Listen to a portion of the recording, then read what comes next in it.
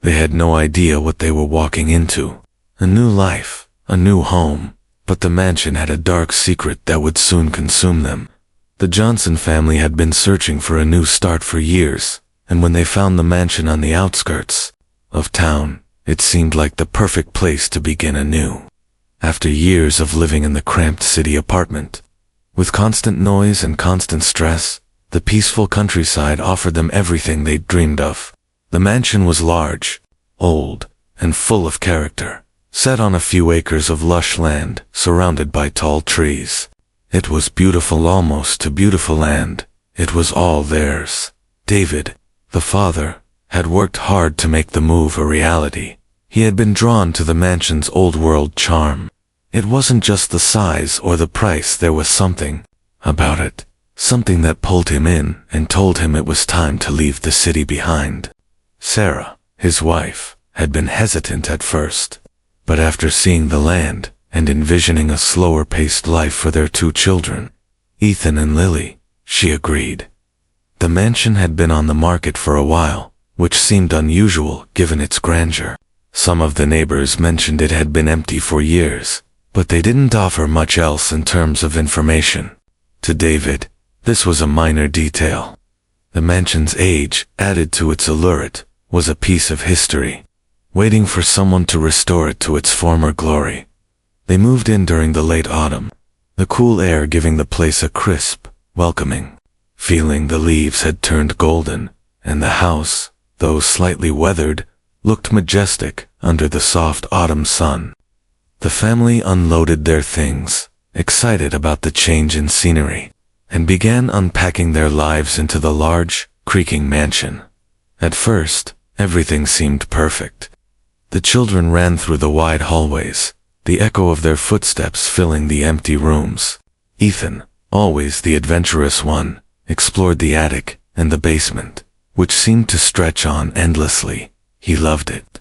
There was a mystery about the house, a history waiting to be uncovered. The large, sweeping staircase caught his attention the most, with its dark wood and intricate carvings that spoke of forgotten years. Sarah and David were equally enthralled with the possibilities the mansion presented. Sarah took her time cleaning and organizing each room, imagining family gatherings in the grand dining room. The mansion had so much potential, and Sarah was determined to bring it back to life.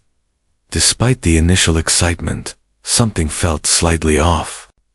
The house was old, yes, and its creaks and groans were to be expected. But there was something more, a heaviness in the air that none of them could quite explain. Every now and then, as Sarah sat in the living room, she felt eyes on her, as though the house was watching her. But when she turned to look, there was nothing there. Just the flickering of the fireplace and the soft whisper of wind against the windows. It was on their second night that things began to change. Ethan, tired from exploring the mansion all day, was the first to hear it. He woke up in the middle of the night to a soft rustling sound coming from somewhere deep in the house. At first, he thought it was the wind, or maybe an animal in the attic, but the sound persisted, growing louder and more distinct. A slow, deliberate sound, footsteps, soft yet heavy, as though someone was walking through the hallways outside his room. He got up and went to the window, looking out into the dark garden. The moon hung low in the sky, and the trees seemed to stretch endlessly. The house was bathed in eerie moonlight, its towering figure looming over the land, but there was no one outside. He couldn't shake the feeling that something or someone was watching him. The next morning, Ethan tried to ignore the unsettling feelings that plagued him. He told his parents about the noises, but they brushed it off as the house settling. Old houses creak, they said. No one thought much of it. But when Lily began to talk about the shadows she saw in the hallway at night, things started to feel less like a coincidence and more like something was wrong. One evening, as Sarah was unpacking the last of the boxes in the kitchen, she felt a sudden chill. The air in the room had grown colder, though the furnace was working fine, and the windows were shut tight. She wrapped herself in a blanket, but the chill persisted. She glanced around the room, her eyes lingering on the shadows that seemed to cling to the corners. At dinner that night, they laughed and chatted about their day, but there was an underlying tension that none of them could shake. The house seemed quieter than it should have been, too still. Ethan, his curiosity piqued by the strange noises, began to explore the house more. But every time he reached a new room, the feeling of being watched grew stronger. He would hear the sounds of footsteps behind him, but no one would be there. When he turned around, the feeling was suffocating, like the house itself was alive and observing them, waiting for something. Later that night, as Sarah was settling into bed, she heard the faint sound of laughter. Soft, distant, almost childlike. She sat up, her heart racing. She thought it was Ethan or Lily, but when she checked, they were both sound asleep. The house was empty, but the laughter echoed through the halls. As Sarah tried to shake off the unsettling feeling, she noticed something else. The windows were often fogged up, even though the air in the house was dry. The mirrors would fog up in places that didn't make sense, forming shapes, like hands pressed against the glass. She tried wiping them off, but the marks always returned, more pronounced.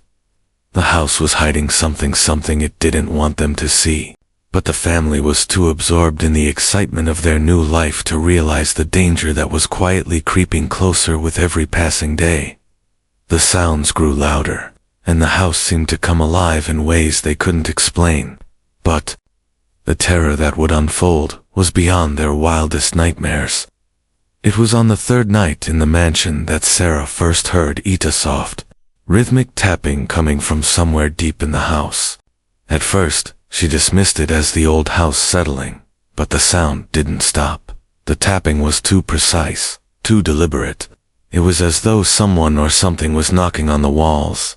Sarah tried to ignore it, but as the night wore on, it became impossible to ignore. It was like the house was trying to communicate, but in a language she couldn't understand. She got out of bed and wandered into the hallway, where the sound seemed to grow louder, more distinct. The moonlight filtered through the large arched windows, casting long shadows along the wooden floor. Every step Sarah took echoed through the house, making it feel even more oppressive. She reached the stairway and hesitated. The sound was coming from above. As she ascended the stairs, the tapping grew louder, faster, as though whatever was making the noise was getting closer. She reached the second floor and turned the corner toward the bedrooms. But when she pushed open the door to Ethan's room, the sound stopped. Ethan was sound asleep in his bed, his face peaceful, but his bedroom window was wide open. Sarah rushed over to close it, the cold air rushing in from the outside. As she closed the window, she felt a sudden, sharp chill run down her spine. It wasn't just the cold air from outside, it was the house itself, as though it was breathing with a life of its own. The next day, Ethan and Lily were playing outside in the garden, while Sarah and David unpacked the last of the boxes. The weather was still warm, and the trees around the house were alive with the rustle of leaves. The house seemed quieter, almost peaceful, but Sarah couldn't shake the feeling of being watched. It was as if the mansion had become more aware of them, more attuned to their presence. She felt its pulse, its quiet hum beneath the surface. That night, the family sat down for dinner in the grand dining room. The massive table was set with their best plates, and they tried to make the most of their new home. But as they ate, Sarah couldn't help but notice the unsettling silence. Ethan, usually so energetic, was quiet, his eyes darting around the room as though he were looking for something or someone. Lily, on the other hand, was unusually calm, her gaze fixed on the corner of the room. She kept whispering something, under her breath, a name Sarah couldn't quite catch. "Lily?" Sarah asked, her voice soft, but concerned. "What are you saying, sweetie?" Lily looked up, her wide eyes full of confusion. "I'm talking to the children," she replied matter-of-factly. "The children?" David asked, glancing at Sarah, with raised eyebrows. "What children?" "The children who play in the dark," Lily whispered, her voice barely audible. "They come when the moon is full." Sarah felt a cold shiver run down her spine. Lily, you're just imagining things. There are no children here. Lily nodded, but her gaze remained fixed on the shadows in the room. Sarah could feel the tension in the air, thickening with each passing minute. It wasn't just the house settling, it was something else, something dark. The feeling of unease grew stronger as the night went on, and when the family finally went to bed, Sarah couldn't sleep. The whispers, the tapping, and now Lily's strange words haunted her thoughts. At around 2 a.m., Sarah was jolted awake by a loud bang coming from downstairs. She sat up, her heart racing. At first, she thought it might have been the wind or something falling, but the noise was so abrupt, so intentional, that she couldn't dismiss it. The sound of heavy footsteps echoed through the halls, and Sarah quickly glanced over at David, who was still asleep beside her, grabbing the flashlight from her bedside table. Sarah quietly slipped out of bed and crept into the hallway. The moonlight filtered through the window, casting an eerie glow on the stairs. As she reached the top of the stairs, she felt a sudden coldness in the air, a chill that made her breath catch. The footsteps had stopped. Everything was still too still. She descended the stairs carefully, the sound of her own footsteps echoing in the silence. The air grew colder the further down she went, and as she reached the bottom of the stairs, she saw it, a figure standing at the far end of the hallway. Her breath caught in her throat. The figure was small, child-sized, and standing perfectly still in the darkness. It wasn't one of her children. It wasn't anyone she knew. Sarah's hand shook as she reached for the flashlight, pointing it at the figure. But the moment she did, it vanished into the shadows. Heart pounding, she rushed into the living room, trying to make sense of what she had just seen. The room was empty. The air was still, but something was off. The whispers had returned faint, at first, then growing louder, as though someone was speaking directly into her ear. Help us, Sarah." Sarah backed away, her hand gripping the doorframe for support. She didn't know what was happening, but she knew one thing for certain. The house was alive. It wasn't just the old wood and creaking floorboards. It was something far darker. Something ancient that had been waiting for the right moment to reveal itself. She turned to go upstairs and wake David. But when she reached the stairs, she heard it again, a faint giggle, a child's laugh coming from upstairs. Sarah's heart skipped a beat. "Ethan, Lily." She called softly, but no answer came. Instead, the giggling grew louder, echoing down the hallway. As Sarah ascended the stairs, she knew there was no turning back. The mansion had found its prey, and it was only just beginning. The mansion was hiding more than just ghost. Sid was hiding the truth, and Lucy was about to uncover something that would change everything. As the days passed, the Johnson family began to realize that their new life in the mansion was not going to be as peaceful as they had imagined. The odd occurrences became more frequent: loud thuds from the attic, unexplained drafts, the constant feeling of being watched. But it wasn't just the strange noises that bothered them. It was the children. Ethan and Lily had been the first to see them. At night, as the family sat together in the living room, Lily began talking to thin air. Her tiny fingers would point toward the walls, her eyes fixed on something that no one else could see. "I see them," she would say quietly, her voice barely above a whisper. "They're playing in the shadows."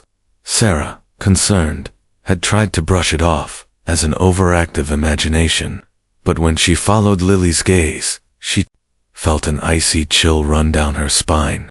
There was something in the room, something invisible, yet palpable. The air felt thicker, almost suffocating, and Sarah couldn't help but wonder if the house itself had a life of its own, a dark life, one that fed off the energy of its inhabitants.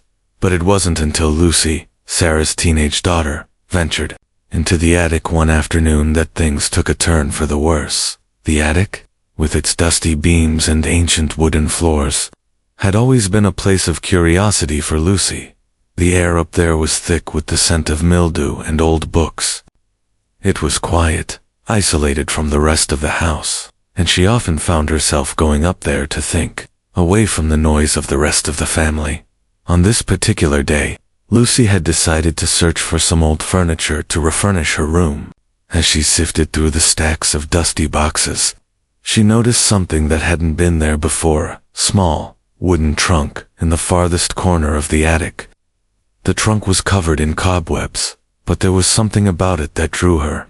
In jot, she knelt down and slowly pried it open. Inside, she found a collection of old photographs that didn't belong to the Johnson family. The first few images were of a family, seemingly from the early 1900s. A man, a woman, and 2 children, standing in front of the mansion with smiles that seemed forced. But as Lucy flipped through the stack, she found something unsettling. The next photograph showed the same family, but the children had changed. Their faces, once bright and full of life, were now dark and blurry, their eyes wide and hollow.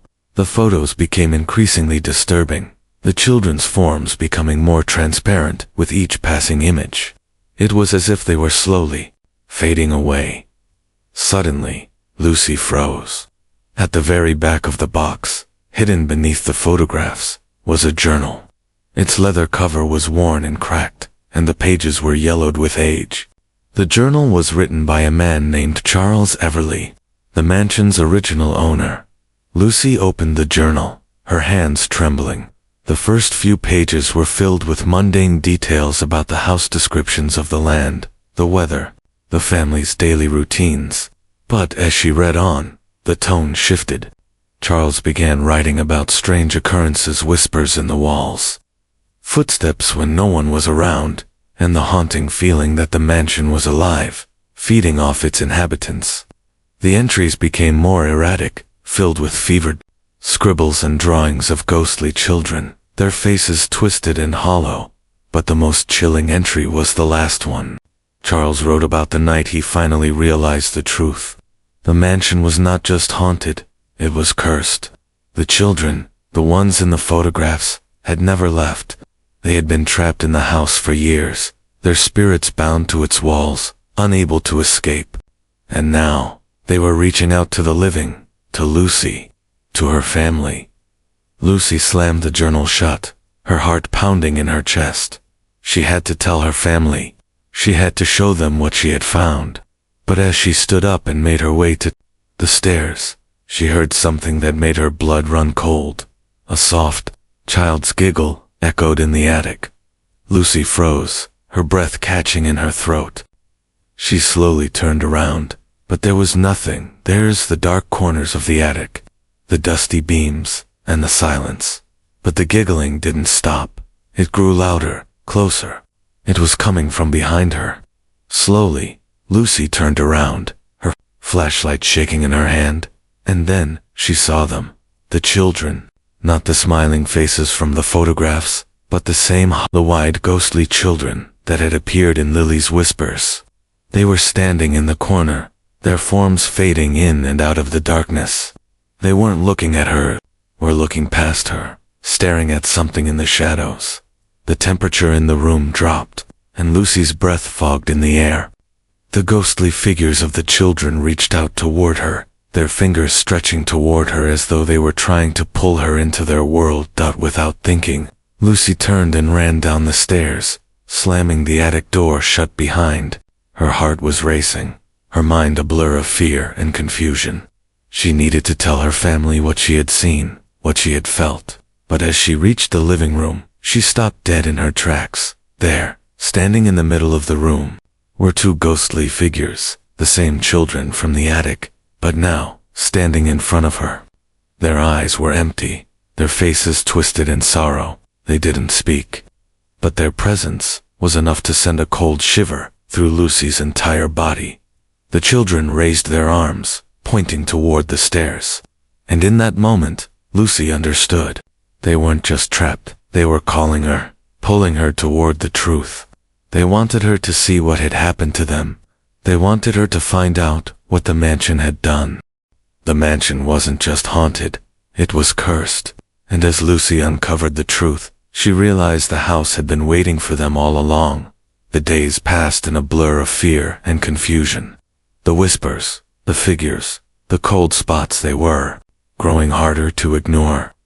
Every room felt colder, every shadow deeper. Sarah and David tried to reassure the children, brushing off the strange occurrences as the house simply being old. But deep down, they both knew something wasn't right. The house had been too quiet when they first moved in, almost as if it were waiting for them. But it was Lucy who could no longer ignore it. The journal she had found in the attic had unsettled her, but the more she thought about it, the more she realized it wasn't just the mansion that was haunted, it was the land itself. And the spirits that haunted the house weren't just any spirits. They were children, lost souls, bound to the house for reasons far darker than any of them could have imagined. That night, unable to sleep, Lucy returned to the attic. The mansion was silent again, but she couldn't shake the feeling that it was waiting for her, watching her every move. She had to know more. She needed to understand the curse, what had happened to those children, and why they were still here, in this house. She began by searching through the attic again. The room seemed colder now, the dust in the air thicker. The box she had found the journal in was still sitting on the floor, but there was something different about it.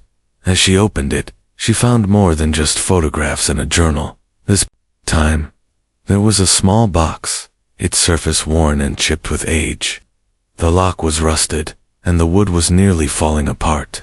Intrigued, Lucy gently opened it, her hands trembling. Inside, she found more photographs, but these were not like the others. They were blurry, dark, almost as if the images were taken in haste. The people in the photos were familiar, the same family from the mansion's past, but their faces were covered in shadows, their eyes hollow and sunken, like they had been drained of life. At first glance, they looked like normal family photos, but something about them felt wrong.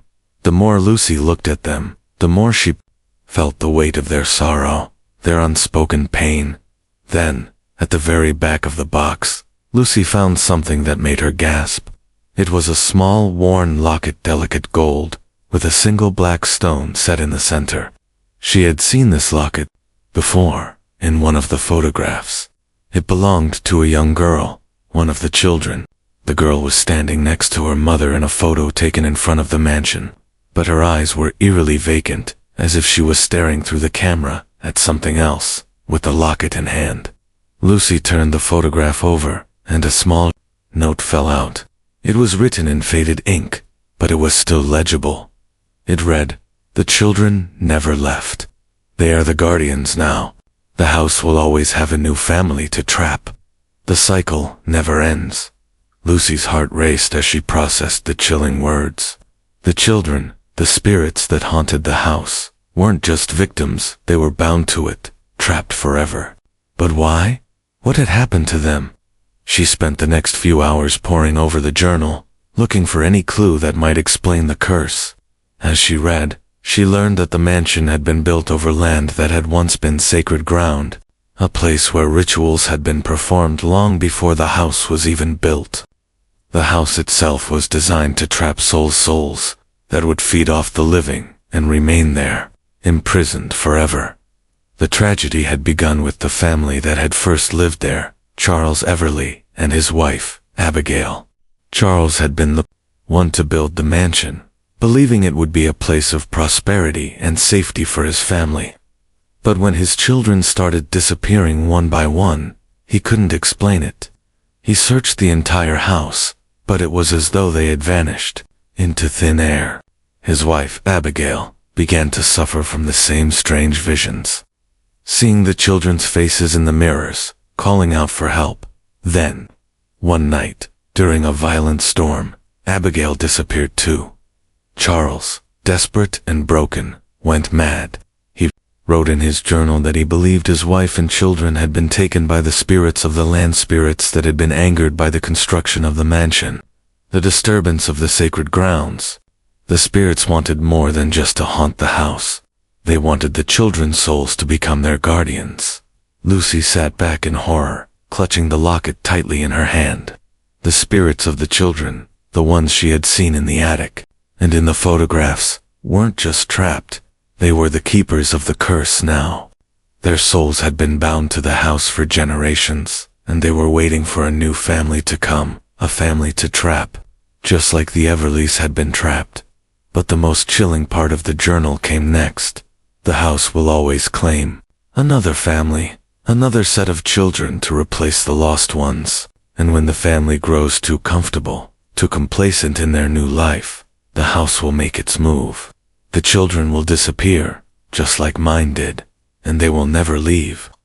Lucy's breath caught in her throat as she realized the horrifying truth. Her family had become part of the cycle. They were the next victims, the next ones to be consumed by the curse that had haunted the mansion for centuries. The mansion didn't just want to haunt them, it wanted them trapped, just like all the others before them. But there was more to the curse, something darker that Lucy couldn't yet understand. The children were guardians, but they were also prisoners, and now that she knew the truth, she had to find a way to break the curse. But she wasn't sure how. She turned toward the attic door, knowing she had to tell her parents, but as she did, she froze. The whispers had returned louder, this time as if coming from the walls themselves. The voices were beckoning her, calling her name, urging her to help them. They were no longer just whispers. They were pleading, desperate, and they came from the shadows in the room, the ones she had seen before. Lucy backed away from the attic door, but she knew the truth now. The mansion would never let them go. It had claimed them just as it had claimed every family before them, and the question remained, could they break the curse, or would they become part of its history? The mansion was no longer just a house, it was a prison. But as the family realized the truth, they knew they had to escape, even if it meant facing the horrors within. The days blurred together in a haze of terror. Every corner of the mansion seemed to be watching them, its walls creaking. With unseen movements, the family could no longer deny it.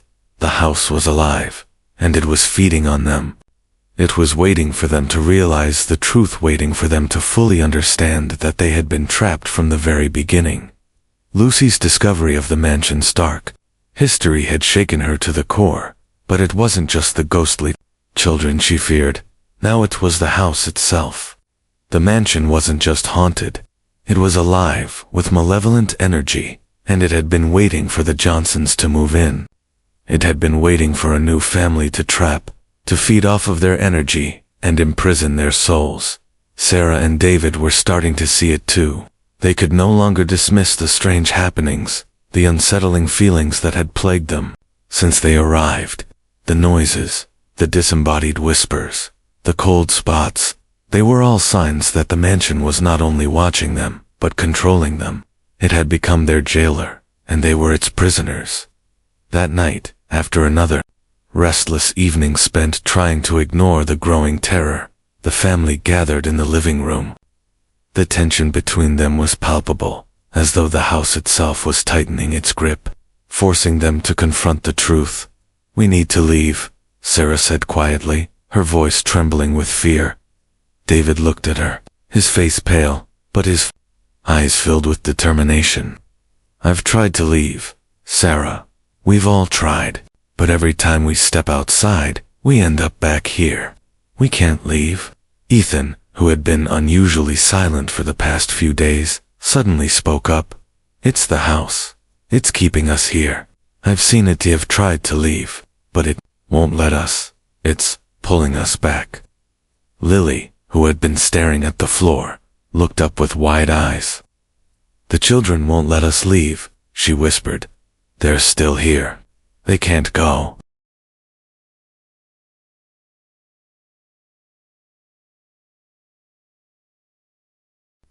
A chill ran through the room. It wasn't just the house that was keeping them trapped. It was the children's spirits, the guardians of the curse. The realization sank in, slowly, but steadily. The family was not just up against a haunted house, they were up against an ancient force, one that had been feeding on the energy of families for generations. As the family sat there, feeling the weight of their realization, the whispers returned, this time louder and more insistent. They filled the room, coming from all directions. "Help us, please." The words seemed to echo off the walls, as though the house itself was speaking to them. The voices were soft at first, then grew louder, more desperate. It was clear now that the children weren't just haunting them, they were begging for release. The family decided they had to try one last time. They had to break the cycle and the curse before it consumed them completely. The house seemed to grow colder as they made their way toward the front door. The windows rattled, as if protesting their escape. The hallway seemed to stretch on forever, the shadows growing longer with every step. The door, which had once seemed inviting, now looked like a barrier, something that was actively keeping them inside. Ethan pushed against the door, but it wouldn't budge. He pushed harder, but it felt like the entire house was resisting. He glanced at his parents, his face filled with desperation. "It's no use," he said. "It's like the house doesn't want us to leave." David tried to pull the door open, but it felt as though something was pulling it shut from the other side. The house groaned and creaked, its walls vibrating with energy. It wasn't just the wind, it was the house itself trying to stop them. Sarah's heart raced. She grabbed Ethan's arm. "We need to do something else. We can't just leave like this. The house won't let us." But what could they do? They had already tried to escape, already tried to run. But every time they tried, the house had pulled them back. They were being kept here, and no matter how hard they fought, they couldn't break free. Lucy, who had been quietly observing, suddenly spoke up. "Maybe it's not just about leaving," she said. "Maybe we need to do something else." The journal. Charles Everly said there was a way to break the curse. "We have to go back to the attic. We have to find what he left behind." David and Sarah exchanged uncertain glances. It was a long shot, but it was the only chance they had. The attic had already given them so much information: the journal, the photographs, the locket. There had to be something else hidden there, something that could stop the house from keeping them forever. They rushed back to the attic, their footsteps echoing through the house. As they ascended the staircase, the house seemed to grow colder, the air thicker. The whispers grew louder, and the shadows seemed to move with them. The spirits of the children were with them, guiding them, urging them on. When they reached the attic, they found the old trunk once again, sitting in the corner, just as it had been before. But now, it felt different, more alive, more powerful. Lucy opened it carefully, her hands trembling. Inside, she found something she hadn't seen before: a small wooden box, intricately carved with strange symbols. She opened it, and inside was a dark, crimson stone, glowing faintly in the dim light. As she held the stone in her hand, the house trembled. The walls groaned, and the floor beneath them cracked. The whispers became louder, but there was a sense of urgency in them now. "Help us. Free us." Lucy closed her eyes, focusing on the stone. She could feel the energy from it, pulsing with power. She knew what she had to do. This was the Keitha object that could break the curse. The house was alive, but they had found its heart, and in that moment, they realized that breaking the curse would come at a price. The air in the attic was thick with anticipation as Lucy held the crimson stone in her hands. The mansion groaned around them, its walls trembling as if the house itself were alive, breathing in sync with the family's rising fear. The whispers had become deafening, swirling around them in a whirlwind of voices, pleading, demanding, and threatening. The children's spirits, their hollow eyes and twisted faces, appeared in flashes, flickering in and out of the shadows like specters from a forgotten time. Lucy's grip on the stone tightened. She could feel its power pulsing through her, as though it was guiding her, drawing her closer to the truth. But the truth wasn't going to come without sacrifice. She knew that now. The journal she had read in the attic spoke of the heart of the mansion, a dark force that bound the spirits of the trapped children to the house. It was not just a haunted house, it was a prison, a living entity that fed on the souls of the lost. Charles Everly, The mansion's original owner had built it with the intention of trapping spirits, and over the years, he had inadvertently bound the souls of his family to the mansion's very foundation. But Charles had never managed to escape. The journal had made that clear. The mansion's grip on its inhabitants was unbreakable, unless someone willing to make the ultimate sacrifice could break it. As Lucy stood there, holding the stone, she turned to face her parents, who were standing at the door of the attic, watching her with growing anxiety. David's face was pale, his eyes wide with fear. Sarah stood beside him, clutching Ethan's hand, but she too was trembling, unsure of what was about to happen. "Lucy, what's going on?" Sarah asked, her voice shaking. "What is that stone? What do we do with it?" Lucy hesitated. She had the power to stop it, but at what cost? The stone was the key to breaking the curse, but the family would need to sacrifice something to free themselves from the mansion's grip. "I think this is the only way," Lucy said softly. "The stone, it's connected to the house. I can feel it in my bones. It wants us to leave, but we have to let it go. It will never stop." David stepped forward, fear in his eyes. "Let what go, Lucy? What do you mean?" Lucy looked down at the stone, then back at her parents. The mansion had already begun to shake violently. The walls creaked and groaned, as if the house itself was alive, angry at their attempt to break free. The children's voices were becoming more frantic, their whispers growing louder, their pleas for release turning into threats. But Lucy knew what she had to do. "The children," she whispered, her voice barely audible over the chaos around them. "The children are part of the mansion. They've been trapped here, just like us. They need to be freed, but I can't do this alone." The room seemed to close in around them as Lucy took a deep breath. The stone glowed faintly, and she knew it was time to act. She had to destroy the heart of the mansion, the very thing that kept the spirits of the children trapped. It would take everything she had to do it. As the family gathered around, preparing for the ritual, the mansion seemed to grow darker, its walls closing in around them. The house was fighting back, desperate to keep its prisoners. "Whatever happens," Lucy said, her voice trembling with resolve, "we have to destroy the heart of the mansion. We have to free the children, or they'll never stop." David nodded, his face set in grim determination. "We're with you, Lucy. Let's do it." Together, the family formed a circle around Lucy. Ethan and Lily stood behind Sarah and David, their eyes wide with fear, but there was also a strange sense of peace in their expressions. They knew that this was their only chance to escape the mansion's curse. It was now or never. Lucy lifted the stone above her head, her hands shaking as the house's violent tremors intensified. The whispers had reached a deafening crescendo, the voices of the lost children calling out in agony, their souls yearning for freedom. But they were no longer pleading, they were demanding. With one final, desperate prayer, Lucy slammed the stone into the floor. The room shook violently, the walls cracking as the mansion screamed in fury. The air grew thick with darkness, and the shadows seemed to come alive, swirling around the family as the heart of the mansion was exposed. For a moment, everything went still.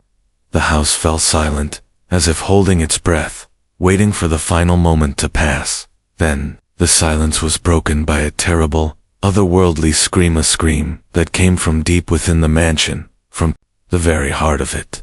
The walls cracked, the ceiling groaned, and the mansion began to collapse. The spirits of the children, their faces twisted in sorrow, appeared around them, glowing faintly in the darkness. They reached out, their hands begging for release. But Lucy held her ground. She had done it. The curse was breaking in that moment. The mansion seemed to come alive in a final, desperate roar. The walls began to crumble, the windows shattered, and the floors splintered.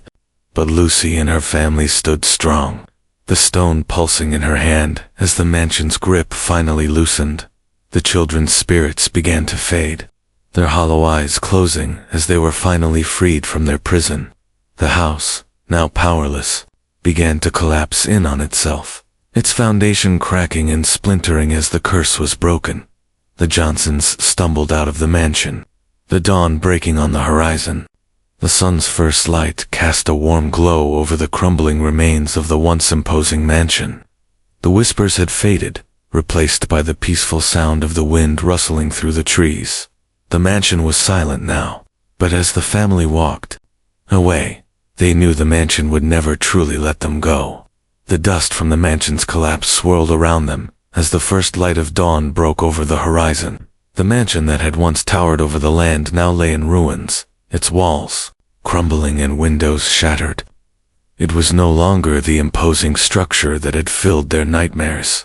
It was just a pile of debris, a forgotten relic of a past long buried.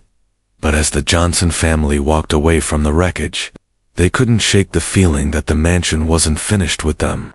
It was as though the house had seeped into their bones, its curse lingering in the very air they breathed. They had made it outlive, but the emotional scars would last far longer than the physical ones. As they stood together in the clearing outside the mansion, each of them looked back, unsure of what they had left behind. "Is it over?" Sarah asked, her voice quiet and strained. David didn't answer immediately. He stared at the ruins of the mansion, his face still pale, his eyes haunted. "I don't know," he said softly. "I don't know if it will ever truly be over." Lucy, holding tightly to her younger brother's hand, felt the same unease. The mansion was gone, but the memories of what had happened there, the whispers, the ghostly children, the feeling of being trapped still haunted her. She had broken the curse, but in doing so, she had lost something precious. The connection to the mansion, to the spirits who had once lived there, was now a part of her forever. Ethan, who had been quiet since their escape, looked up at Lucy, his expression serious. "Do you think we'll ever forget it?" he asked, his voice small and filled with uncertainty. Lucy knelt down beside him and put her arm around his shoulder. "No," she said softly. "We may never forget, but we can move forward. We're free now." But even as she spoke those words, Lucy couldn't help but feel the weight of the mansion's influence lingering in her heart. The mansion had tried to claim them, to trap them forever, but in the end, it had been the family's bond, their love and determination, that had broken the curse. As they walked away from the wreckage of the mansion, the air began to feel lighter. The strange energy that had clung to the mansion was now gone, replaced by the soft sounds of nature. The trees, once dark and twisted, now seemed to stand tall and proud under the morning sun. It was as though the very land had been freed from the mansion's malevolent influence, just as the family had been. They didn't speak much on the way back to town. There were no words that could adequately capture the horror they had faced, or the relief they felt now that it was over. The journey back was long, but the weight of the past seemed to lighten with every step they took as they reached the town. The familiar sights of small houses and well-kept streets made them feel as though they had returned to some semblance of normalcy. The world around them was unchanged, but they were different. The family had survived a nightmare that no one would believe, and yet they were stronger for it. Their bond had been tested, but it had held. They found a small diner where they sat and had breakfast, trying to talk about anything other than the mansion, but the words never came easily. Their experiences had become too overwhelming, too intense to speak about in the light of day. As they finished their meal, Sarah looked at her family, her gaze softening. "I'm proud of all of you," she said quietly. "We made it out. We're together, and that's what matters." David nodded, his face still filled with the weight of the past. "We're safe now," he said, "but I know we'll carry it with us. This will never truly leave us." And he was right. The mansion was gone, but it had left an indelible mark on them. The ghosts, the whispers, the terror, they would never fully fade. The memories would stay with them, haunting them in their dreams, in their quiet moments. But in the end, they had broken free. They had escaped the mansion's curse, and while they would never forget what had happened, they knew they had survived. Together as the family left the diner, the sun was high in the sky, casting long shadows on the streets. They didn't look back at the town they had just left behind, the place that had been their final escape from the mansion. But deep in their hearts, they knew the mansion's curse would follow them wherever they went. It wasn't something you could just leave behind. It was something that stayed with you forever.